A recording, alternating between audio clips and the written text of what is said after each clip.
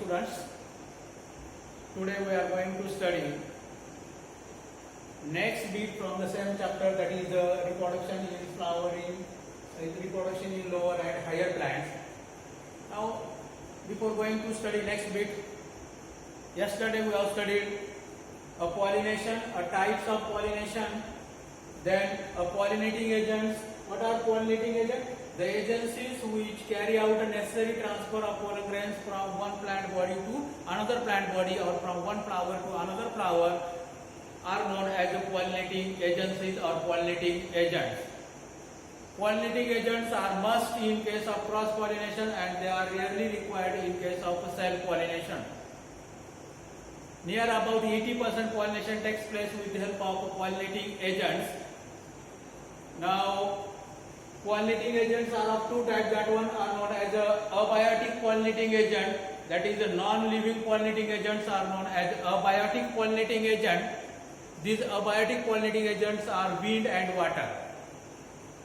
In the last period we have studied about this. Now today we are going to study next type of pollinating agent known as a biotic pollinating agent. These biotic pollinating agents are known as living pollinating agents. A living pollinating agent. Now the living pollinating agents, for example, flies, butterflies, bees, moth, etc. are the insects which are responsible for necessary transfer of pollen grain from one plant body to another plant body. Next one is the birds, then animals, snails, etc. are the living organisms which are carry out necessary transfer of pollen grain from one plant body to another plant body, known as biotic pollinating agent. Now today we are going to study one by one different biotic pollinating agent. Now first one is when pollination takes place with the help of biotic pollinating agent like insects, for example flies, butterflies, bees, moth, etc. Such pollination which takes place with the help of insect is known as entomophily. What is entomophily? Pollination takes place with the help of insect is known as entomophily, and flower is known as the entomophilous flower. Now the next one is the entomophilous flower. Generally, insects are attracted towards the flower. That flowers are showing certain adaptations. Or showing typical characteristics. Now, in this, we are going to study adaptations of entomophilous flower. These adaptations are generally entomophilous flowers are attractive, large, and brightly colored. Generally, entomophilous flowers are large, attractive and brightly colored. The next one is these flowers are when flowers are small, they are arranged in a group. That group is known as inflorescence. The next one is entomophilous flower omits fragrance or scent to attract the insect, and they produces edible part known as nectar. So insect visit to the flower for feeding on the nectar. Then the pollen grain sticks to the body of insect, and along with the insect, pollen grain transfer from one plant body to another plant body. Now next one is generally the pollen grains of insect pollinated flower, that is entomophilous flowers, are spiny. With the help of spine, the rough surface, pollen grain sticks to the body of insect. Then a stigma of entomophilous flower is sticky, and when bird visit to the flower or stigma of flower, then pollen grain which are remain sticking with the body of insect sticks to the stigma, and it affects the pollination. Then next one is flower produces. Such flower produces sometimes attractive devices to attract the insect. For example, in case of passion flower, the corona is produced. In case of passion flower, corona is produced, which is attractive part and attract the insect. While in case of bougainvillea plant, bracts of this plant becomes large attractive color and which attract the insects for pollination, which attract the insect for pollination. In this way, the pollination by insect is known as the entomophily, and these are the characteristic feature or adaptations of entomophilous flower. Example: sunflower, rose, jasmine, then bougainvillea, etc. are the examples of entomophilous flower. Now this is the first abiotic pollinating agent. That abiotic pollinating agent is known as insect, and type of pollination is known as entomophily. Type of pollination is known as entomophily. Now we are going to study next pollinating agent. That one is a bird. That one is a bird. When pollination takes place with the help of a bird, that bird is known as hummingbird. Hummingbird. Then next one is a sunbird. Sunbirds, etc. are the examples of pollinating birds. Then next one is next example is from bird is example. That one is known as bulbul. That one is a bulbul, in which this one is also helps for the pollination. Now the bird which carry out pollination in plants are hummingbird, a sunbird, and bulbul is an example of birds which are carry out necessary transfer of pollen grain from one plant body to another plant body. And when pollination takes place with the help of bird is known as ornithophily. Is known as ornithophily, and a flower is known as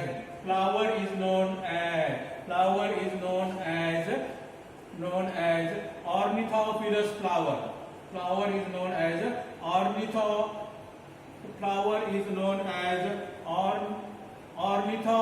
flower. Flower is known as ornithophilous flower. Now, for example, a flower in which pollination takes place with the help of a bird. That examples of this one are known as a callistemon plant, a bignonia plant, and in a bombyx plant, pollination takes place with the help of a bird. Now, next one is adaptation of ornithophilous flower. Adaptation of ornithophilous flower. Generally, flowers are attracted towards the large, brightly colored flowers. Generally, birds are attracted towards the large, brightly colored flowers. Generally, flower visits to the orange, a reddish, a red, bluish, that is a blue and yellow colored flower. Generally, birds are attracted towards orange, red, blue and yellow colored flower. And in this plant or in this flower, pollination takes place with the help of a bird. And then next one is corolla of bird pollinated flower is tubular, that is a tube-like. Or you may call it as a funnel-like.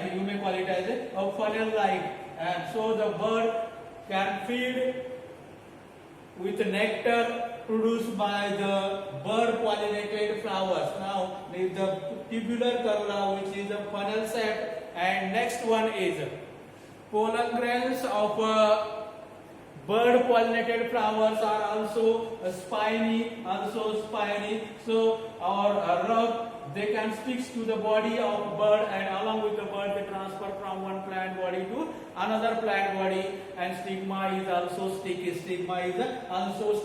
In this way, a bird pollinated flower. Now, and when pollination takes place with the help of bird is known as ornithophily, and flower is known as ornithophilous flower, and these are the characteristic feature of ornithophilous flower. Now, there is one important character. Generally, the ornithophilous flower produces a large nectar as a edible part. So feeding on the nectar or edible part, bird visit to the flower, and along with the bird, pollen grain transfer from one plant body to another plant body. Now these are the important characteristic feature or adaptations of a bird pollinated flower. This is the one large, brightly colored, then generally bird attract toward the orange, red, yellowish colored flower. The corolla of bird pollinated flower is a funnel-like or funnel-shaped. Then pollen grains are spiny, stigma is sticky. Then next one is this flower produces abundant nectar and emits a special type of scent to attract the birds. In this way, pollination of bird is known as ornithophilia. Pollination by bird is known as ornithophilia. Now we are going to study next type of pollination which takes place with the help of a living pollinating agent. With the help of a living pollinating agent. That type of pollination is by a bat. Now all of you know a bat is a nocturnal animal. Bat is a nocturnal animal which remains active during night time. Now, pollination by bat is known as chiropterophily. And flower is known as chiropterophilous flower. Chiropterophilous flower. Flower is known as chiropterophilous flower. Now, here the pollination with the help of a bat is known as chiropterophily, and flowers are known as chiropterophilous flower. All of you knowing bat is a nocturnal animal, so pollination by bat takes place in those plants in which they open their flower during night time. That condition is known as nocturnal. Now, next one is the characteristic features of the chiropterophilous flower or adaptation of chiropterophilous flower. Now, generally the chiropterophilous flowers are large. Tough.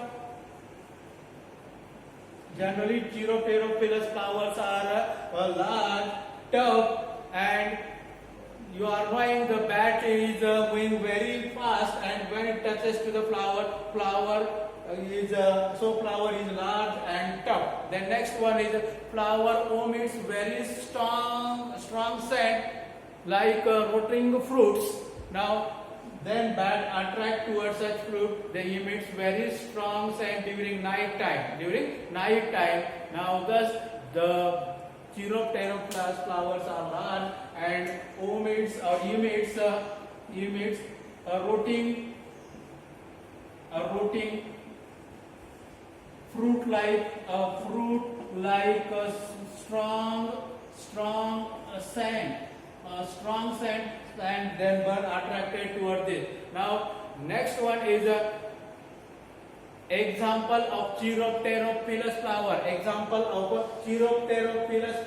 That example of chiropterophilous flower are Adansonia.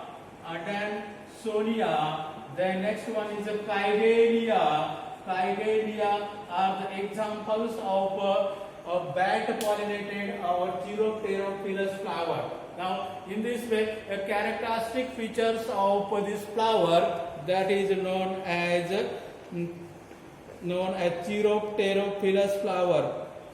Then next one, that is next part from the same chapter, which we are going to study outbreeding devices or contrivances for the pollination. This we shall continue in the next period.